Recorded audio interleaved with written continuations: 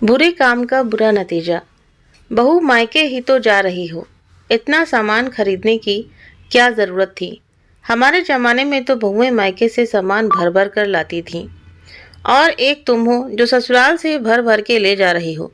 शारदा जी ने अपनी बहू सविता को झिड़कते हुए कहा तो सविता बोली, माँ जी ज्यादा कुछ नहीं लेकर आई, बस दोनों छोटे भाई बहनों के लिए एक एक जोड़ी कपड़े लेकर आई हूँ। अब बड़ी बहन हूँ तो इतना हक तो बनता ही है, खाली हाथ जाना शोभा थोड़ी देता है। हाँ हाँ, तो हम कब तुझे खाली हाथ भेजते हैं। किलो भर मेवा मिष्ठान हम हमेशा तुम्हारे साथ जाता है, अब इससे ज्यादा और क्या चाहिए तुम्हें। खैर अब इतने पैसे की आग लगा ही दी है तो ले जाना, मगर अगली बार से जरा कम खर्च करना। बोलकर शारदा जी अपने कमरे में चली गईं।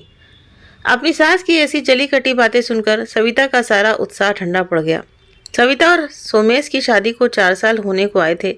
शादी के बाद से ही किसी न किसी रीति रिवाज के बहाने से शारदा जी उसे मायके नहीं जाने देती थी। शादी के 2 साल बाद जब से उनका बेटा गोलू हुआ, तब से तो शारदा जी को एक और बहाना मिल गया कि हम गोलू के बिना नहीं रह सकते, इसलिए मायके जाने की कोई ज़रूरत नहीं है। बहुत ज़रूरी हुआ तो सुबह जाती है और शाम को वापस ससुराल आ जाती। इसीलिए इस बार सविता पूरे 10 महीने बाद अपने मायके जा रही थी। गोलू तो एक बहाना था, सच बात तो ये थी कि अगर बहू घर से चली गई तो घर में काम कौन करेगा। तो उनके लिए सिर्फ एक फ्री की काम करने वाली बनकर रह गई थी, जिसको 4 दिन के लिए छुट्टी देना भी उसे ठीक नहीं लगता था। मगर इस बार सविता ने ठान लिया था कि उसकी बुआ की बेटी की शादी है और उसे वो किसी भी हालत में अटेंड करेगी। लेकिन शारदा जी इतनी आसानी से कहाँ मानने वाली थी। उसने सामान का नया बहाना ढूंढ लिया और शाम को जब ऑफिस से उनका बेटा सोमेश घर आया तो चिल्लाना शुरू कर दिया।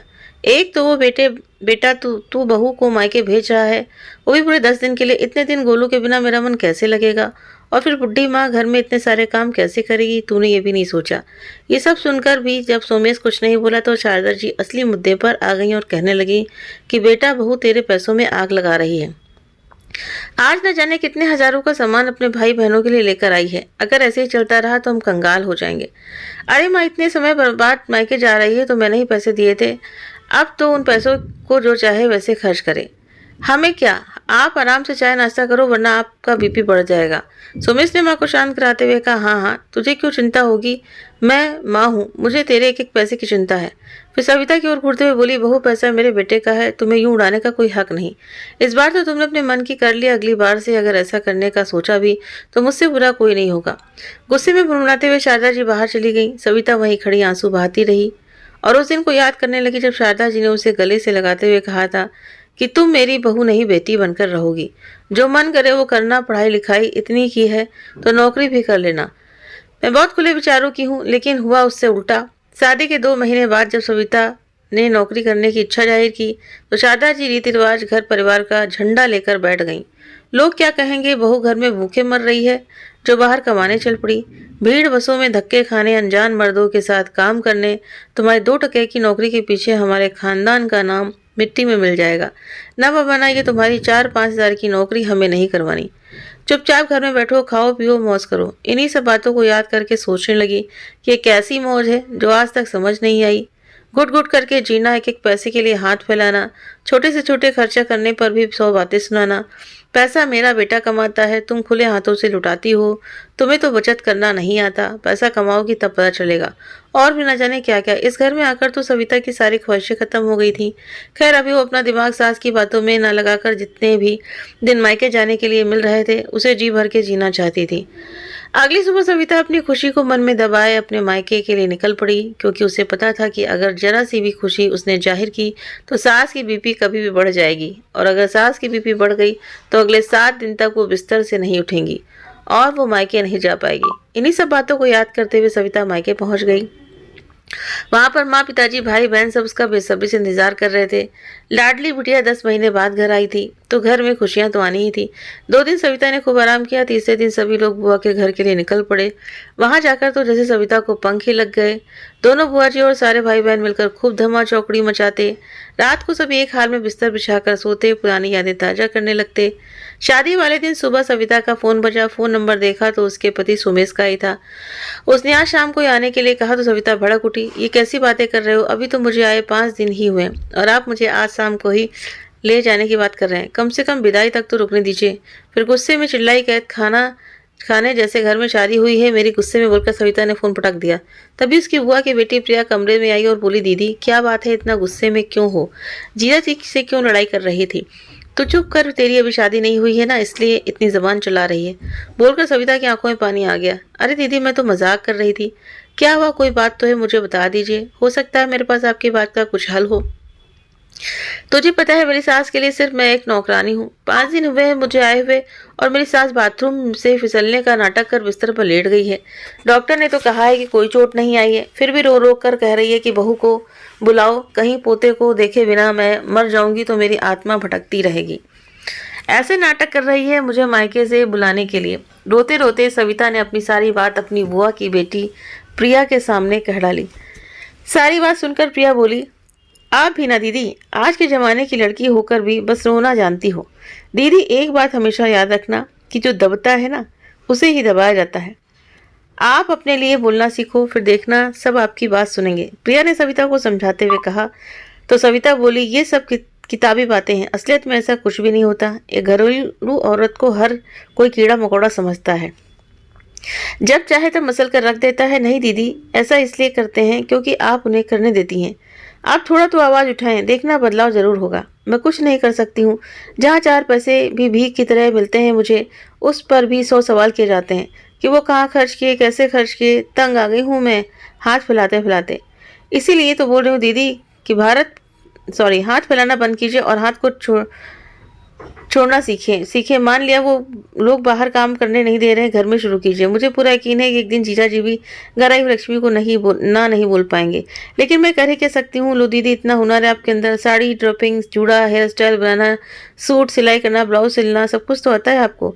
फिर भी बोलती हूँ कि मैं कर ही कह सकती हूँ। आप ब्यूटी पार्लर और सिलाई सेंटर घर में ही खोल लो, फिर देखना घर में भी कितनी कमाई आने लगेगी। लेकिन प्रिया, तुझे क्या लगता है कि मेरी सास मुझे ऐसा कुछ भी करने देंगी? अरे दीदी, कोशिश तो करो, लेकिन कोशिश करोगी तो देखना सफल भी हो जाओगी। प्रिया की बात सविता को भी सही लगी। ऐसा ही कुछ सोच समझकर वो शाम की शादी की तैयारियों में जुट गई। शाम को सोमेश भी शादी में शामिल हो गया और अगले दिन सुबह विदाई होते ही बिना किसी आनाकानी के बड़े ही शांतिपूर्वक ढंग से सविता सोमेश के साथ ससुराल आ गई।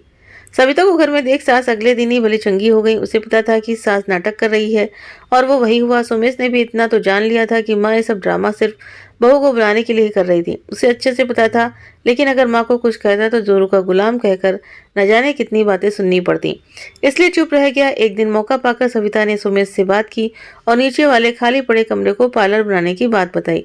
तो सोमेश बोला कि मुझे तो कोई दिक्कत नहीं है, पर तुम्हारा आइडिया माँ को अच्छा नहीं लगेगा। देखिए सुमेश, माँ को मेरा घर से बाहर जाकर काम करना पसंद नहीं, मगर ये काम तो मैं घर में रहकर ही कर सकती हूँ, और फिर आपको थोड़ा बहुत मेरा सहयोग तो करना ही पड़ेगा। 4 पैसे घर में आएंगे तो सोचो भला तो आपका ही होगा। बात सोमेश को भी ठीक लगी। उसने कहा कि ठीक है, मैं बढ़ई को बुलाकर तुम्हारे लिए कमरा ठीक करवाता हूँ, तुम काम शुरू करो, मैं माँ से बात करूँगा। जैसे ही सुमेश ने सादा जी को इस बारे में बात की तो तमतमाते हुए अपने बेटे को और बहू से बोली, ये घर मेरा है, यहाँ पर कोई पार्लर वार्लर नहीं खुलेगा। तो सुमेश बोला, माँ ये घर से बाहर जाकर तो काम नहीं कर सकती, पर घर के अंदर तो कर ही सकती है, और मुझसे अकेले इस घर के खर्चे नहीं संभाले जाते। गोलू भी कल को स्कूल जाना शुरू करेगा, हम आखिर कब तक अपनी इच्छाओं को मारते रहेंगे। अगर सविता घर से काम करेगी और 4 पैसे कमाएगी तो सहयोग तो मेरा ही होगा ना। देखा, बन गया ना तू जोरू का गुलाम। सोच बेटा, बहू काम करेगी तो घर का सत्यानाश हो जाएगा। लोग कहेंगे कि उनके घर में बहू आ गई है, जो बहू ने घर में ही सिलाई सेंटर और पार्लर खोल लिया है। शारदा जी ने मुंह बनाते हुए कहा। तो सुमेश बोला, माँ बस बहुत हुआ, आपने मेरी शादी के समय कहा था कि सविता नौकरी कर सकती है। अगर आज वो नौकरी कर रही होती तो मेरे बराबर कमाती। अब तक सब कुछ आपके हिसाब से ही हुआ है, लेकिन अब थोड़ा बहुत बदलाव तो लाना ही पड़ेगा, वरना जीवन भर पैसों की खींचखींच बनी रहेगी। बेटे की बात सुनकर शारदा जी सख्ते में आ गई। उन्हें समझ आ गया था कि बेटा अब उनकी एक भी नहीं सुनने वाला, इसलिए चुपचाप मुंह टेढ़ा करके अपने कमरे की ओर चली गई। अपने पति का साथ पाकर सविता ने अपना पार्लर और सिलाई का काम शुरू किया। धीरे धीरे आसपास की महिलाएं उसका काम परखने आने लगीं। मगर ये क्या, भाभी सविता ने पार्लर और सिलाई का काम शुरू किया है, ये सुन उसकी ननद कभी भी पार्लर में आ धमकती और अपना काम निकलवाती। खास ननद का तो ठीक है, मौसी और मामी सास की बेटियां भी सविता के पास आकर फ्री में कपड़े सिलवाती और फेशियल करवाती। 1-2 बार तो सविता ने कुछ नहीं कहा, मगर उनका यूँ बार बार आने से उसे नुकसान होने लगा। सविता अपनी सास शारदा जी से बोली, माँ जी दीदी को बोलिए 4-5 बार तो मैंने फ्री में सर्विस दी है, मगर अब आगे नहीं दे पाऊंगी, क्योंकि मेरी भी क्रीम पाउडर का खर्चा होता है और सूट सिलाई में कितना वक्त जाता है। अगर यूं ही मुफ्त में काम करती रही तो फ़ायदा तो छोड़िए, सिर्फ नुकसान ही होगा। देखो तो महारानी को एक बार मेरी बेटी पार्लर में क्या आ गई और 2-4 सूट क्या सिलवा लिए। इसको तो खटकने ही लगी। आने दे, अब सोमेश को तेरी अच्छे से खबर दिलवा दूंगी। अरे बहन बेटियों को घर में बरकत करती हैं, यही सोचकर मैं मेरी बहन और उनकी बेटी को यहाँ आने को कहती हूँ। मगर तुझे तो मेरी बहन बेटियाँ बुरी लग रही हैं। अब वो दिन भी दूर नहीं जब मैं इस घर में बोझ लगने लगूंगी। माँ जी, मैं आपको अपनी परेशानी बता रही हूँ और आप उल्टा मुझे ही सुना रही हैं। मैंने ऐसा कुछ भी नहीं कहा। अब आप ही बताइए, घोड़ा घास से दोस्ती करेगा तो खाएगा क्या। इतने में सोमेश भी घर आ गया। उसे देखते ही शारदा जी मगरमच्छ के आंसू बहाते हुए बोली, देख लिया तेरी बीवी से काम करवाने का नतीजा। 2-4 बार तेरी बहन और तेरी मौसी क्या आ गई इसके पार्लर में, ये तो मुझे ही 4 बातें सुनाने लगी कि मुफ्त में काम करवा कर जा रही हैं, मुझे नुकसान होगा। अरे बहन बेटियां भी क्या आप पैसे देकर जाएंगी। वैसे भी इस गरीब घर की लड़की ने आज तक मेरी बेटी को दिया ही क्या है। आज जरा सा काम क्या कर दिया तो ये महारानी मुझे 4 बातें सुनाने लगी। माँ बहुत हुआ, आप भी ना छोटी छोटी बातों का बतंगड़ बना देती हैं।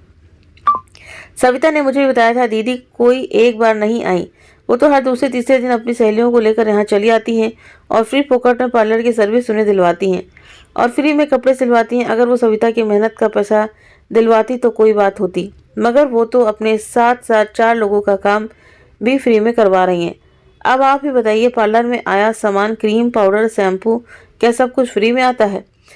नए काम को शुरू करने में हमें अपनी पूंजी लगानी पड़ती है, कुछ नहीं तो कम से कम जो लगाया है उतना पैसा तो निकाला है, वरना हमें घाटे में इस पार्लर और सिलाई को बंद ही करना पड़ेगा। घाटे का नाम सुनते ही शारदा जी बहुत खुश हो गई। आखिर वो यही तो चाहती थी, अपनी बेटी और रिश्तेदारों को जानबूझकर सविता के पार्लर में फ्री में काम करवाने के लिए भेजती, ताकि सविता का नुकसान हो जाए और वो पार्लर बंद करके बैठ जाए। अरे बेटा, मैं तो पहले ही कहती थी बहू को कुछ अक्ल नहीं, उसे कुछ नहीं आता, तभी तो मैंने नौकरी नहीं करने दी इसे। अरे मैं तो कहती हूँ कल बंद करती, आज ही बंद कर दे इसे और चुपचाप में रसोई का रास्ता देख। माँ तुम सही कह रही हो, हमें पार्लर बंद कर देना चाहिए और साथ में अपनी बीवी बच्चों को लेकर यहाँ से चले जाना भी चाहिए, क्योंकि आपको मेरी पत्नी ना पहले पसंद थी और ना अब। आप तो सिर्फ अपनी बेटी के साथ खुश रहती हैं, तो मैंने फैसला कर लिया है अब से हम लोग यहाँ नहीं रहेंगे। यहाँ नहीं रहोगे तो कहाँ रहोगे। आखिर तुम लोग अपने घर को छोड़कर कहाँ जा सकते हो। बाहर किराया देखा है, जितना कमाता है उसे किराया भी नहीं भर सकता। ऐसे ही बोल दिया है कि हाँ नहीं रहूंगा। शारदा जी गुस्से में बोली तो सोमेश ने कहा कि मैंने ऐसा मकान देखा है, उसमें नीचे दुकान भी है जहाँ सविता अपना पार्लर और सिलाई का काम आराम से कर सकती है। और आप कह रही हो ना कि बहू को तेरे पैसों में आग लगाने की आदत है। मेरी नौकरी चली गई, जब मैंने आपसे पैसे मांगे तो आपने क्या कहा कि आपके पास एक फूटी कौड़ी नहीं है, जबकि आपके पास पिताजी की पेंशन आती है। लेकिन आज तक आपने हमें उसमें से एक पैसा भी नहीं दिया। उस वक्त मुझे सविता ने ही बचे कुचे पैसे निकाल कर दिए, ताकि मैं निश्चिंत होकर नौकरी की तलाश में बाहर जा सकूं। यहाँ तक भी ठीक था, मगर अब भी आपने हमें परेशान करने में कोई कमी नहीं छोड़ी। सविता का पार्लर बंद कराने के लिए नए नए पात्रे आजमाए, यही नहीं दीदी को सोने की चेन भी उसके जन्मदिन पर उपहार में दे दी। अब आप ही बताइए, घर में इतनी तंगी थी और आप सोना बांटती फिर रही थी। आपने अपने बेटे बहू के लिए एक पाई नहीं निकाला और बेटी दामाद को तोहफा दिए जा रही हो। ये भेदभाव नहीं तो और क्या है। इसीलिए मैंने फैसला कर लिया है कि आप अपने बेटी दामाद के साथ खुश रहिए। मैं अपने बीवी बच्चों को लेकर इस घर से हमेशा के लिए जा रहा हूँ। बोलकर दोनों पति पत्नी अपना सामान बांधने लगे। सुनकर शारदा जी सकपकाते हुए बोली, अरे बेटा ऐसा कुछ नहीं है, ये तो तेरी बीवी ने ही तेरे कान भरे हैं। वो तो तेरी बहन की चेन पुरानी हो गई थी, इसलिए मैंने कुछ रुपए देकर दूसरी बनवाई। और फिर बेटा तू अपनी माँ को अकेला छोड़कर चला जाएगा तो दुनिया क्या कहेगी। थोड़ी तो शर्म करो कर बेटा। माँ गलत तुम कर रही हो और शर्म मुझे आनी चाहिए। ये कहाँ का न्याय है। मैं एक नालायक बेटा कहलाना पसंद करूँगा, मगर अभी इस घर में 2 घड़ी भी न रुकूंगा। अभी तुम और तुम्हारी बेटी मिलकर इस घर में राज करना। मैं यहाँ से चला। बोलकर सोमेश और सविता अपना सामान बांधकर अपने बेटे गोलू को साथ लेकर घर से निकल गए। शारदा जी को अब भी अपनी गलती का कोई एहसास नहीं था। उन्हें लगा बेटा बहू को जब उनसे अलग होकर आटे दाल का भाव पता चलेगा तो खुद ब खुद लौटकर उन्हीं के पास आएंगे। अहंकार इंसान को इस कदर अंधा कर देता है कि उसे सच सामने होकर भी दिखाई नहीं देता। बस वही कुछ शारदा जी के साथ हुआ। अब शारदा जी अब चाहे अपनी बेटी को अपने घर बुलाकर उसके आने का जश्न मनाती। दामाद राजेश एक नंबर का लालची आदमी था। जब उसे पता चल गया कि साला सोमेश अब घर में नहीं रहता तो क्यों ना इस बात का फ़ायदा उठाया जाए। एक दिन राजेश शारदा जी के पास आकर बोला, माँ जी आपकी पेंशन आती है, अगर आप इसकी एफडी या किसी फंड में कटवा देंगी तो आपका पेंशन दुगना हो सकता है। अरे नहीं दामाद जी, मुझे ऐसी अनपढ़ औरत को ये सब कहाँ समझ में आता है। मैं तो अपनी 20,000 की पेंशन में ही खुश हूँ, और उसमें मेरा खर्चा पानी और आप लोगों की सेवा आराम से हो जाती है। आप समझ नहीं रही माँ जी, अगर ये 20,000 हर महीने 40,000 हो जाए तो आप अपने मन मुताबिक घूमना फिरना कितने आराम से कर सकती हैं। अभी तो सिर्फ दाल रोटी का खर्चा चलता है, कल को बुढ़ापे में दवाइयाँ मेडिकल का खर्चा भी होगा। और अब तो साले साहब भी नहीं है। अगर आप अपना बुढ़ापा अभी से प्लान कर लेंगी तो आपको दुख बीमारी में ज़रा भी परेशान होने की ज़रूरत नहीं है। वैसे हम तो यहाँ आपकी सेवा पानी करने के लिए हैं। क्यों रचना, सही कहा ना मैंने? हाँ माँ, आपके दामाद बाबू बिल्कुल सही कहते हैं। उन्होंने तो अपने मम्मी पापा जी के लिए भी कई स्कीम और प्लान बना रखे हैं। बहुत फ़ायदा होता है, कभी कभी तो लाखों का भी फ़ायदा हो जाता है। अपने पति की तरफ इशारा करते हुए रचना बोली। ये सुनकर शारदा जी बेटी दामाद के मुंह में अंधी हो गई और बिना सोचे समझे अपने दामाद को हाँ बोल दिया। अब राजेश शारदा जी के सारे पैसों की देखभाल करने लगा। शारदा जी को बताता, माँ जी एक अच्छी स्कीम आई है, अगर आप कहें तो आपका पैसा लगा दूं। और वो आशीर्वाद देते हुए अपने दामाद को हाँ बोल देती। एक दिन अचानक राजेश शारदा जी के घर पर 4-5 लड़कों को लेकर आया, जिसे देखकर शारदा जी बोली, दामाद बाबू ये लोग यहाँ क्यों आए हैं? अरे माँ जी, इतना बड़ा मकान खाली पड़ा है, क्यों ना इसे किराए पर चढ़ा दिया जाए। ये लड़के कॉलेज में पढ़ते हैं, हॉस्टल में जगह नहीं मिली तो भटक रहे थे, इसलिए मैं इन्हें यहाँ ले आया। ये लोग अच्छा किराया भी देंगे। अब से आपकी 5 उंगलियां घी में और सर कढ़ाई में होगा। दामाद जी की बात सुनकर शारदा जी फूली ना समा रही थी। वाह, इतना तो मेरा सगा बेटा भी मेरे बारे में नहीं सोचता जितना मेरा दामाद सोचता है। सच में भगवान की बड़ी कृपा हुई जो आप जैसे दामाद मुझे बेटे के रूप में मिले। बोलकर शारदा जी उन्हें आशीर्वाद देने लगी।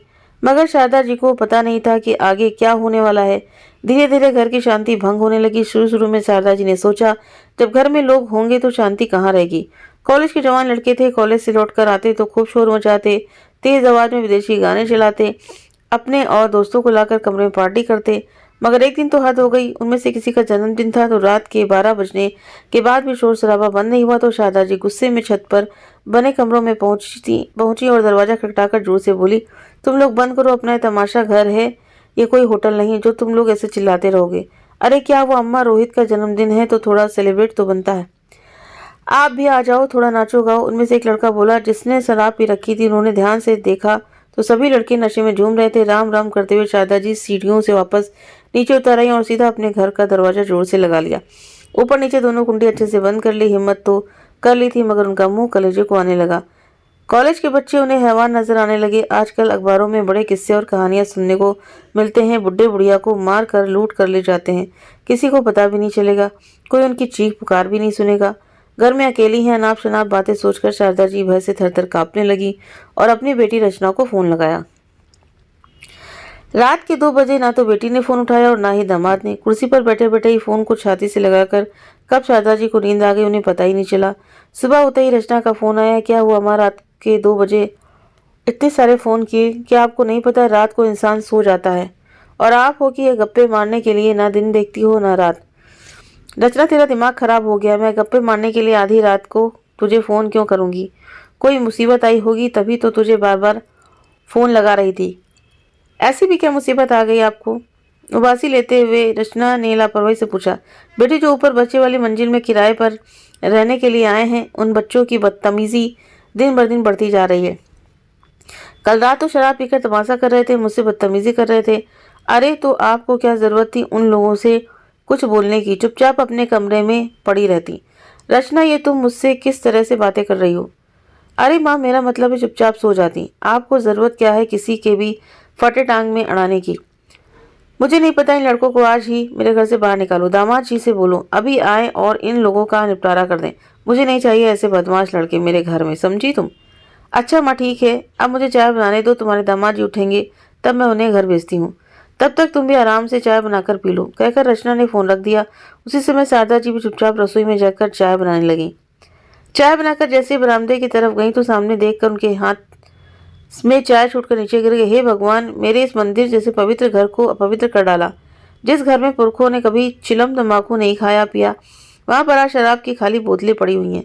शायद रात में उन लड़कों ने बालकनी में आकर उधम मचाया, वहीं खाया पिया होगा, तभी तो इतना सारा कचरा फैला हुआ है। शारदा जी डर के मारे वापस घर के अंदर दरवाजा लगाकर सोफे पर बैठ गईं। सुबह से शाम हो गई, काम वाली अपना काम करके चली गई। उनकी भूख तो जैसे मर ही गई थी। उन्होंने सुबह से कुछ भी नहीं खाया। रात को दरवाजे की घंटी बजी तो 1 मिनट के लिए शारदा जी बहुत डर गई। फिर बाहर से आवाज़ आई, दरवाज़ा खोलिए माँ। जी मैं राजेश। दामाद का नाम सुनते ही जैसे उनकी जान में जान आई। दौड़कर दरवाज़ा खोला और बोली, दामाद जी आपको सुबह ही आना जाना चाहिए था, मगर आप तो रात में भी आराम से चले आ रहे हैं। आपको पता है मेरे घर में क्या हुआ है? हाँ माँ जी, मुझे सब पता है। इस विषय में मैं बच्चों से बात भी कर चुका हूँ। उन्होंने अपनी गलती से ऐसा कर दिया। आप आराम से बैठिए, हम बात करते हैं। सुनिए माँ जी, जवान खून है, उन बच्चों से गलती हो गई, माफ़ कर दीजिएगा। आगे से ऐसा कुछ भी नहीं होगा। ऐसी छोटी छोटी बातें तो किराएदारों के साथ होती रहती हैं। बड़े आराम से राजेश ने कहा, दामाद जी आपको ये छोटी सी बात लगती है? हम शुद्ध शाकाहारी लोग की मांस मछली कभी सपने में भी नहीं देखे, और आप कहते हैं कि इन लोगों को माफ़ कर दो। नहीं, इन लोगों ने मेरा घर पवित्र कर दिया है। मुझे आज ही मेरा घर खाली चाहिए। इन लोगों को आप लेकर जाइए यहाँ से। मेरी तरफ से भले ही सड़क पर रहे, मुझे कोई मतलब नहीं। देखिए माँ जी, आप मान जाइए। और जहाँ तक सवाल है इन लोगों से घर खाली करवाने का, तो अभी मुमकिन नहीं है। मुमकिन नहीं का क्या मतलब हुआ? मैं इस मकान की मालकिन हूँ, ये घर मेरा है। मैं जब चाहे जिसे घर से निकाल सकती हूँ। हाँ निकाल सकती थी, मगर जब आप इस घर की मालकिन थी। अब ये घर आपका नहीं है, और ये गलतफहमी अपने मन से निकाल दीजिए कि जैसे सीधा साधा आपका बेटा सुमेश इस घर से निकल गया, वैसे ही किराएदार भी आराम से निकल जाएंगे। मैंने पैसे एडवांस में रखे हैं। 2 साल से इनसे घर खाली नहीं करवाया जा सकता। दामाद जी वो सब तो ठीक है, मगर आपने मुझे ऐसा क्यों कहा कि इस घर की मालकिन नहीं हूँ? गुस्से से शारदा जी बोली, माँ जी पहले तो मैं आपको बताना नहीं चाहता था, लेकिन अब मैं आपको बता देता हूँ। इस घर को मैंने अपने नाम पर करवा लिया है, और अब मैं जब चाहूँ जिसे चाहूँ किराए पर रखूँ। उसमें आपका कोई हस्तक्षेप मुझे नहीं चाहिए। इतने सालों में पहली बार अपने दामाद के मुँह से इतने कठोर शब्द सुनकर शारदा जी सकपका गई। फिर राजेश बोला, एक बात मेरी कान खोलकर सुन लीजिए। अगर आपको यहाँ पर रहना है तो बिल्कुल गूंगा बहरा बन के रहना पड़ेगा, वरना फ्री फोकट में रहने वालों के लिए इस घर में कोई जगह नहीं है। दामाद जी आप ये मुझसे किस तरह से बात कर रहे हैं? मेरा मकान धोखे से अपने नाम करवा लिया। जब रचना को इस बारे में पता चलेगा तो उसे कितना बुरा लगेगा। हमने तुम्हें क्या समझा था और तुम क्या निकले? अभी फ़ोन कर अपनी बेटी को तुम्हारी सारी काली करतूत बताती हूँ। बोलकर शारदा जी ने अपनी बेटी रचना के पास फ़ोन मिलाया। रचना ने फ़ोन उठाते ही शारदा जी से उसे सारी बात बताई। माँ की बात सुनते ही रचना बोली, अरे माँ, अब इस बुढ़ापे में तुम्हें इतनी टेंशन लेने की ज़रूरत ही क्या है? घर में रहने को मिल रहा है, यही बहुत है। और फिर अब रुपया पैसा के में से मुँह छोड़ो और भगवान का भजन किया करो। वैसे भी सब बात में आप मुझे ही देने वाली थी। अगर उससे पहले मैंने अपने नाम करवा लिया तो क्या गलत किया? रचना, मुझे तुमसे ये उम्मीद नहीं थी कि तुम एक दिन मेरे ही पेट में छुरा घुसा दोगी। तुझे शर्म नहीं आई ये सब करते हुए? आखिर मैंने तुझे क्या कमी कर रखी? हमेशा अपने बेटे बहू से छिपाकर तुझे पैसे और गहने देती रही, यहाँ तक कि अपने पैसों से प्लॉट भी दिला दिया तुझे, मगर तेरा लालच तो खत्म होने का नाम ही नहीं लेता। और अब तूने धोखे से अपनी बूढ़ी माँ की सारी जायदाद अपने नाम करवा ली, और तो और तूने पेंशन भी नहीं छोड़ी मेरे लिए। शारदा जी बोलते जा रही थी, मगर ये क्या, उधर से रचना ने फ़ोन कब काट दिया पता ही नहीं चला। शारदा जी फूट फूट कर रोने लगी। बेटी दामाद ने मिलकर इतना बड़ा धोखा किया। हे मेरे बंसी वाले, ये मैंने क्या कर दिया? अपने श्रवण जैसे बेटे बहू को खो दिया, बेटी को भर भर के पैसा दिया, वही बहू को एक पाई पाई के लिए तड़पा दिया। बेटे के कहने पर बेटे की तंगहारी में भी उसकी मदद नहीं की, और बेटी के लिए सोने की चेन बनवा दी। अपने खुशहाल परिवार को अपने हाथों से आग लगा दी मैंने। फिर भगवान मुझे सुख शांति वाली ज़िंदगी कहाँ से देगा? बोलकर शारदा जी फुट फुट कर रोने लगी, मगर उनकी आवाज़ सुनने वाला आज कोई नहीं था। अगर आपको ये कहानी पसंद आई हो तो वीडियो को लाइक शेयर सब्सक्राइब करना ना भूलें। अब अपने कमेंट करके भी ज़रूर से ज़रूर बताएं। मिलते हैं नेक्स्ट वीडियो में नई कहानी के साथ में। Thank you.